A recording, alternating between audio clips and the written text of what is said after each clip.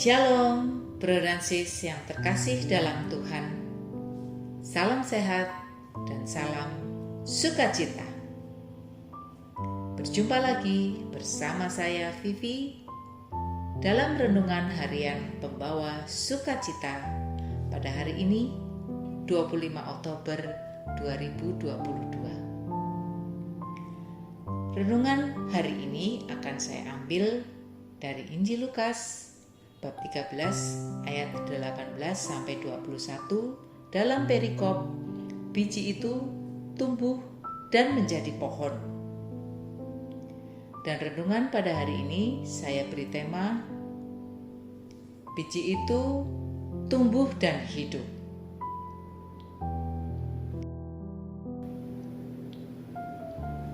Bro dan sis, ada dua ayat yang sangat berkesan buat saya pada Injil hari ini. Ayat 19 berbunyi, "Ia seumpama biji sesawi yang diambil dan ditaburkan orang di kebunnya. Biji itu tumbuh dan menjadi pohon, dan burung-burung di udara bersarang pada cabang-cabangnya." Ayat 21, "Ia seumpama ragi yang diambil seorang perempuan dan diadukan ke dalam tepung terigu 3 sukat, sampai kamir seluruhnya." Perumpamaan biji sesawi dan ragi bermaksud menggambarkan pertumbuhan kerajaan Allah dan efektivitas karyanya. Biji sesawi itu sangat kecil, namun besarnya bisa ratusan, bahkan ribuan kali jika sudah menjadi tanaman.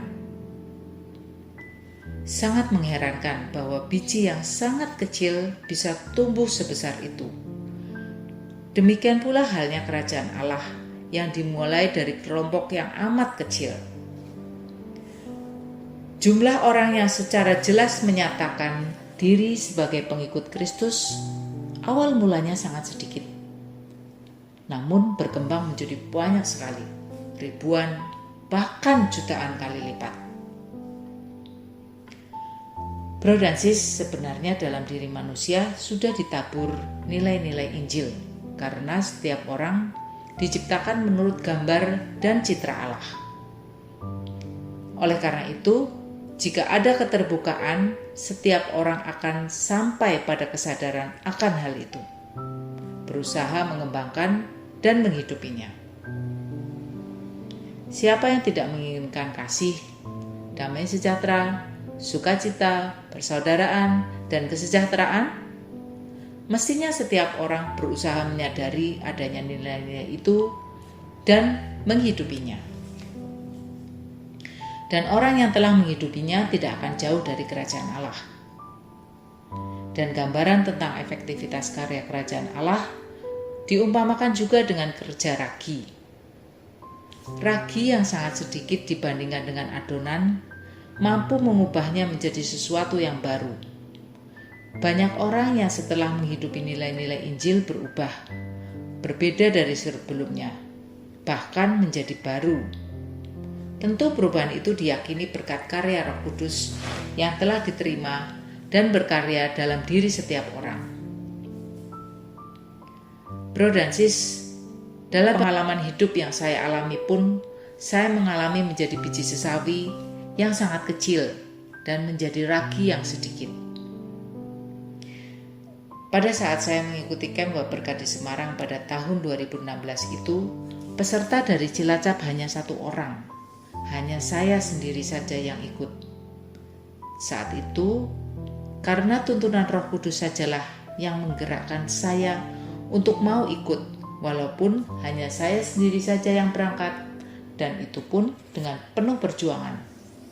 Naik travel tengah malam, terkena macet, dan sampai lokasi pun jam 4 subuh, padahal jam 6:30 pagi harus mulai registrasi.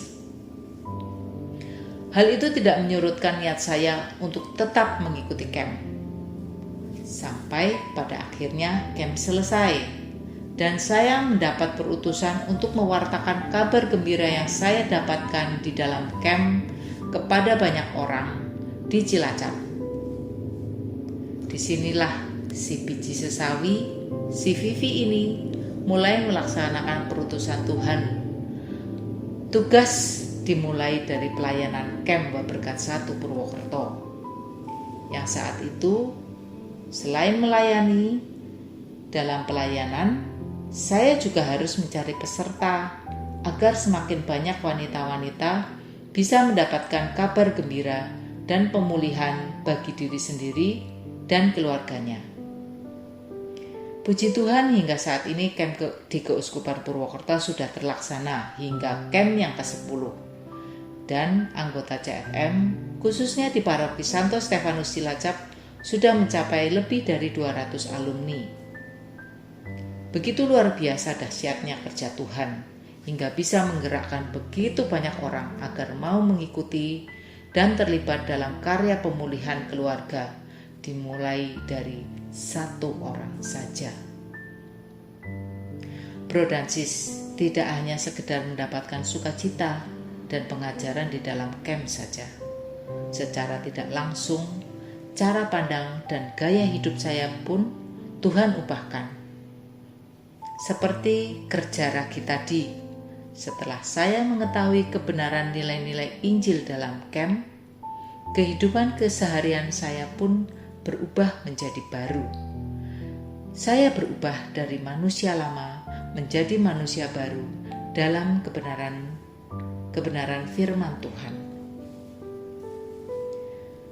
Sebagai bahan refleksi kita semua, bro dan sis, sudahkah kita menjadi biji sesawi yang tumbuh dan berkembang?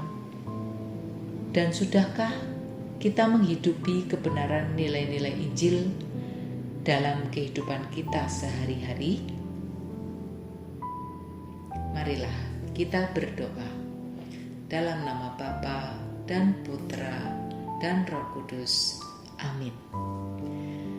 Allah Bapa yang Maha Baik, kami mohon berkatilah kami agar bisa selalu bertumbuh dan menghidupi nilai-nilai kebenaran Injil yang Engkau ajarkan pada kami. Doa ini kami haturkan dengan perantaraan Kristus Tuhan dan Juru Selamat kami. Amin.